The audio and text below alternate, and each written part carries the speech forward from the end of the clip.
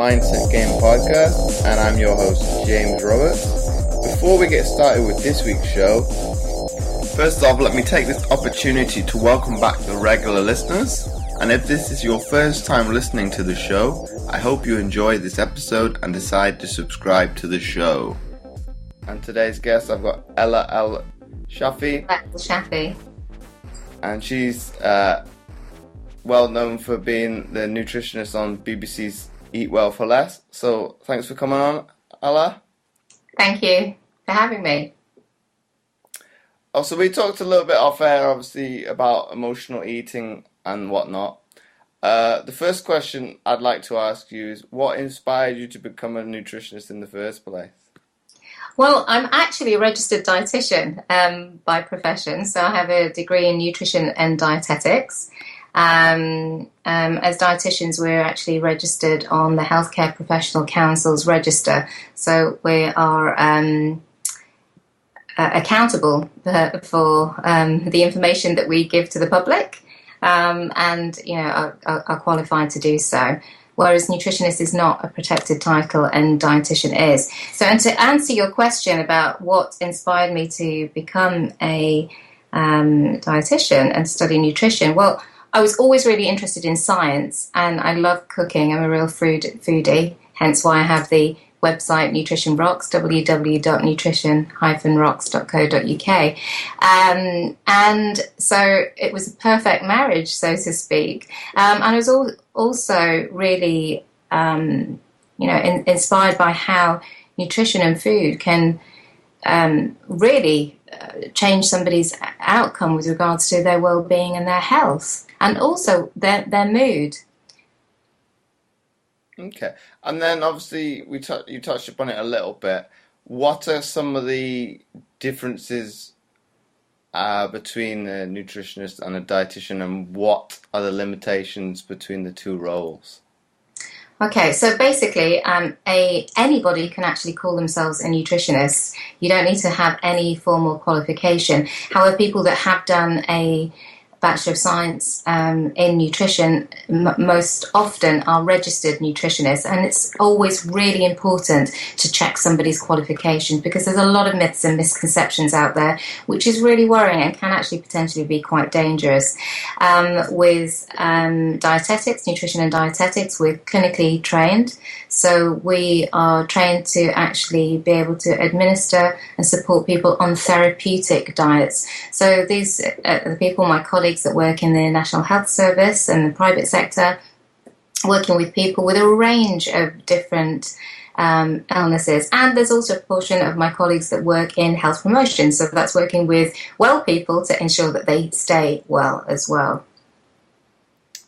And then obviously, well, it's probably a big thing. Obviously, I think the BBC have done a few programs on, I think the title was Clean Eating, and I was under the interpretation, obviously, reading that title, I was thinking, okay, it's going to be a program talking about, obviously, following the trend of, say, what was on the BBC with Eat Well for Less, Channel 4's Food Unwrapped, and programs like that, and going down the route of obviously changing people's perception of food and things like that. And it was completely the opposite, and it was looking at, as you said, looking at how social media plays a big part in people's nutrition, and people who are not qualified giving advice and kind of going down that route. You're thinking, and they were kind of going down the route, obviously, of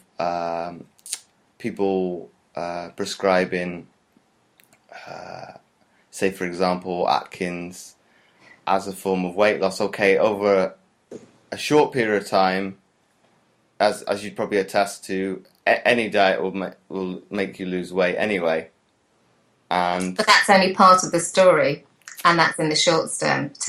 And then obviously they were looking at, for example, cutting out food groups, and obviously in the short term it's not the greatest thing to do, but long term, obviously these were people who had eating disorders, and obviously obviously from a psychologist's point of view, obviously they can see that they've got a eating disorder as a result of doing this, but then obviously because that person isn't qualified to kind of instruct a person on how to eat healthily and obviously go in the right way about losing weight in a manageable way, obviously that person is also going to go down that same route, which is probably, I was quite shocked. And obviously to come to my point from that is obviously it's probably a societal misconception, obviously, because obviously that person's ideas are being taken on board by other people, because obviously, I don't know, they've got X amount of followers, say 50,000, and obviously people in this day and age obviously are put on a pedestal because they've got that social engagement, which in fact, when it comes to obviously health, okay, I could understand if they've got the backing and the scientific proof and obviously the education that they've put aside to get to that level. Okay, that's somebody I'd trust. But whereas it's probably a misconception where people have, okay, that person is popular, you must know what they're talking about. Yeah, I mean, and that just shows what kind of world that we're living in at the moment. It's really quite worrying. I mean, the first thing I'm definitely going to put out there is that I absolutely hate the term clean eating. I mean, what does that even mean? You know that you've left it by the bin. That it's ridiculous. And for me personally, because my background is in eating disorders, I worked as a specialist eating disorders dietitian for quite some time, and also as a specialist bariatric dietitian, so working with patients that have severe obesity and having to have gastric bypass, gastric banding surgery. They're the two extremes. So regards to the psychology of eating and people's behaviours around food, these terms are really worrying. And what it then does is, when you're scrolling down Instagram, like you say, following people who have popularity on their side and a number of followers and celebrity friends, doesn't mean that they have any knowledge or are equipped to give nutrition information. And the problem with this is that what they're selling and what they're perpetuating is perfectionism, which is not something that is advisable, sustainable. And that's not really what life and healthy eating is about. It really is around balance. And what they're perpetuating is a perfect life, eating, greens 24/7 and omitting food groups, which in actual fact, when you're omitting, if you're omitting a food group, you're going to end up with nutritional deficiencies over a longer period of time. And it's also something that isn't sustainable, and really for weight management specifically, what we need to be looking at is our lifestyle and the changes that we can make over the long term. It's boring, for a lot of people. Everybody wants a magic pill or quick fix, or selling the idea of perfection that that we want to buy into. But in actual fact, it is actually, losing weight isn't the difficulty. It's keeping the weight off. That's the holy grail. And unless you change your whole behavior around food and your lifestyle with regards to activity, it's not something that's going to be sustainable. And what you're doing is then setting yourself up for failure. And yo-yo dieting, plays havoc on the body, and it can also swing people into binge eating. And also, too much of a fixation with this term clean eating is actually known as orthorexia, and I think that they touched on that on the program. And this is where we get a fixation around just eating healthy foods and nothing else. And the problem with that is then impacts hugely on our lives. So people stop going out to dinner with friends, stop socializing, stop eating with other people, have very restrictive guidelines. And it really is on the outskirts of an eating disorder.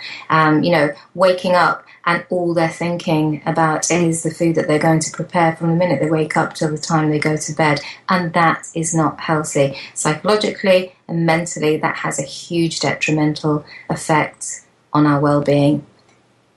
Most definitely. Like you say, obviously, with the greens, it's something I can attest to. It's like, I think I was asked when I was an elite athlete, did your diet vary from obviously what it is now and then when I was younger? I said to people, no, it's I think maybe what it would have changed over that period of time is obviously probably the quantity, and that would be about it. The amount of calories I was having to intake is the only thing I can think of would be the only difference between obviously that time in my career and growing up, because I think my mum would attest to this, I was a big fan of my vegetables when I was a child, which is, I think some parents would say to my mum, how do you make him eat his vegetables?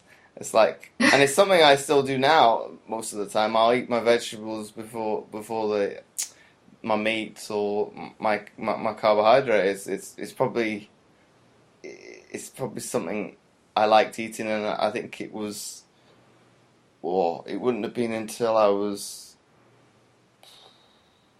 I can't think how old, but it wasn't to my christening that I'd seen a bar of chocolate. So I didn't know what to do with it.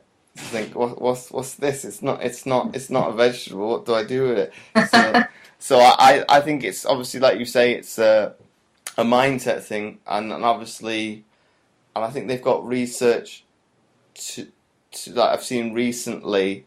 Obviously, what you like and you dislike now in terms of food is based on your genetics, which I found quite interesting. So obviously, if you come back to me with obviously liking vegetables, it must be something to do with something related to back in somewhere in my family tree that first, well, going back probably hundreds of years, obviously food wasn't as accessible as it is now, and obviously things were more seasonal. You had more seasonal veg, whereas nowadays we can have whatever fruit and veg we want year round, which is kind of not a good thing, because obviously the eating patterns, as you say, have changed. We're not eating foods that are associated to where we live, and that like yeah. And then I've got a question from one of my followers, Wendy Roberts. She asked, quinoa used to be a superfood. What do you think of it in terms for IBS? Okay, so, well, first things first is quinoa is not a superfood, and neither is any food. Superfood is actually a marketing term.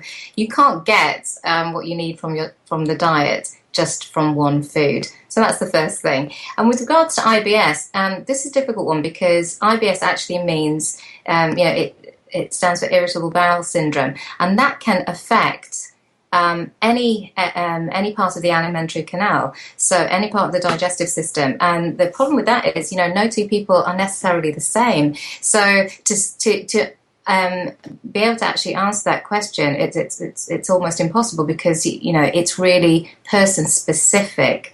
So I wouldn't be able to say to you, yes, quinoa is fine for IBS, because actually it might be completely contraindicated for somebody else. It's really person specific, and it really depends on the type of IBS a person has. And often with these cases, even when they're seeing a consultant gastroenterologist about their symptoms, even they don't know. And actually what needs to happen is that they need to keep a food and symptom diary. So over a period of time, it would actually be trial and error to find out how that particular food affects their digestive system. Also, stress is a huge factor, particularly with IBS, and it can affect people differently as well. And then obviously, as you touched upon, obviously IBS is, well, it's still, they found no cure as to, well, no, there is no cure for the disease, but then also, like you say, it varies from person to person, and what the root cause of that particular Exactly. inflammation is as you say, will vary from person to person, and obviously it's probably one that obviously the GPs go to, probably to some accounts, probably not in a good way, because obviously, somebody's got bloating, for example, or they've got IBS, and then Exactly. it could be, as I was reading in an article the other day, it could be a number of factors which is causing that intolerance, allergic reaction, or bloating. And then obviously, as the article said, it could range from worst cases of it being obviously an intolerance, which is not the end of the world, to being a celiac disease, which is life-threatening, to obviously even more severe of obviously bowel cancer and that like. So it's obviously, as the article said, it's probably gone to a bad thing in this day and age. And obviously a lot of people go about self-diagnosing themselves, and which is probably not the best idea, because you could Google. You can Google anything these days and self-diagnose and scare yourself half to death. But it is really important, like I say, to be in front of the right people, have the right information, and really get in touch with your own symptoms, and keep a food and symptom diary, because that actually will be the clue to really helping to alleviate and helping your healthcare professionals help you back. And the next question I've got from Piers Wilkinson is, his question is, on a budget of £10 to £15 a week, is there any suggestions on how to eat healthier as a student? Oh, okay. Lots of suggestions here. Okay, so well, thinking about myself when I was a student, one of the things, we lived in a house of 6 up in Leeds there, and what we actually did, which was fantastic for budgeting. Actually, there were 6 of us, and so at the start of the year we would pair up, and each week we were responsible for beating the budget and getting as much food for as little cost as possible. And we had a pot, at the end of the year that took us all out for like a big sup-up meal if we managed to make it. And that was really helpful, because the first thing for a student, if you are living in a group house, shared accommodation, as most people are, if you can do that and actually do a collective shop, your money goes a lot further, and actually buying for more people is much more cost effective than just buying for one. That's just fact. So that's the first thing that I would say. If you can group together and do that, that's great, particularly if there are buy one get one free offers in the fruit and veg aisles and the meat aisles. I'm not talking about necessarily the processed foods that are out there, or the Haribos. So that would be it. If you can buy in a group, that's the first thing. Secondly, you'd already said this when we had our brief chat before, have a list. And also, don't just be, supermarket specific. Be a little bit savvy. Go around, check it out and have a look at what offers each of the supermarkets, are offering each week, because they do change it, and that can make a huge difference to your savings and your budget. And then the other thing is, as well, with regards to markets, most towns have a good market. If you go at the end of the weekend on a Saturday at the end of the day, as they're closing up, you can get some brilliant bargains, but just make sure you take, some heavy sort of Hessian bags, shopping bags along with you. But you can pick up some brilliant bargains, particularly with fruit and veg, because, they're perishable goods. And so, if don't be afraid of veg that looks like it's on the turn or isn't that attractive. I'm all for the wonky veg boxes. Take care of those ugly carrots, because they're all the same when you dice them up, and putting them in a casserole or something. And then the final question I've got you for today. Is it always better to make it your own? The example being rice pudding versus shop bought. Yeah. Okay. Well, I mean, the thing with that is, I guess the straight answer is yes, because what you're putting. You know exactly what the ingredients are, unless of course you're going to put 10 tons of sugar in there and half a tub of clotted cream as well. Not so much. But yeah, absolutely. You know what you're cooking. Also, from a cost point of view, it is cost effective if there is more than just one of you. Because rice pudding is not really an easy thing just to cook for yourself.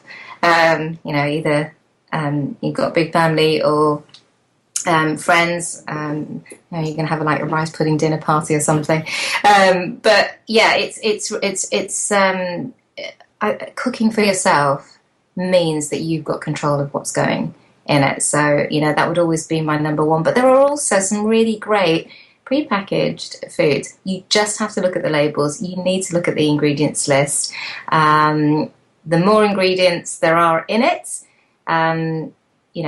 might raise a few eyebrows. And also the higher up the list that you see things like sugar and fat is a good indicator of how much there is in that particular product. So if it's, second or third, it's pretty high.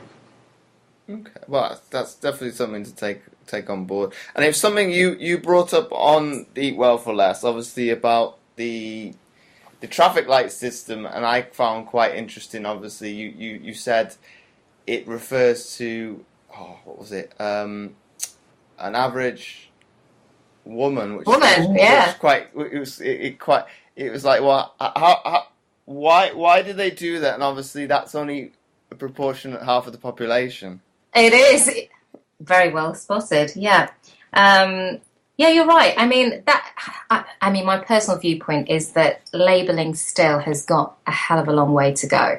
And I still think that it's not particularly clear. And I think, like I said on the program, when you're looking at these foods, most of the time they're giving you that information in 100-gram measures. We don't eat food in 100-gram measures. And actually, what they really need to be is really transparent and saying, if you eat this meal for one that you've just purchased, this is going to give you X, Y, Z. And actually, in your total daily intake for a man or a woman, this is, either half or a quarter. People can quantify that, and I think it just needs to be much simpler. And also remember, it's not just one food or one meal. It's in context of what you're eating in the whole day. So even if you are purchasing a meal or eating a meal that is higher in fat, for example, or that bit higher in sugar, it's not necessarily a deal breaker, because it's actually what you do most of the time. And that's the key. And I think that's where a lot of people miss the point or think that they've messed up, when in actual fact, it really is about the bigger picture. It's not just one meal, it's what you're doing over a day, over 7 days, over a month, over the year. That's what's going to make a difference to your well-being and your health overall. That's quite an interesting point. I think we'll wrap it up there. So thank you very much for taking the time to come on the show. It's a pleasure. Thank you for having me. And before I forget, I would really appreciate it if you would be so kind as to leave a short written review, as it helps to get the podcast more notoriety, and it would be more visible in future to others, and thus helping more people, which my guests and I are all about. Once again, thanks for listening, and I'll catch you next time for another episode of the Mindset Game podcast.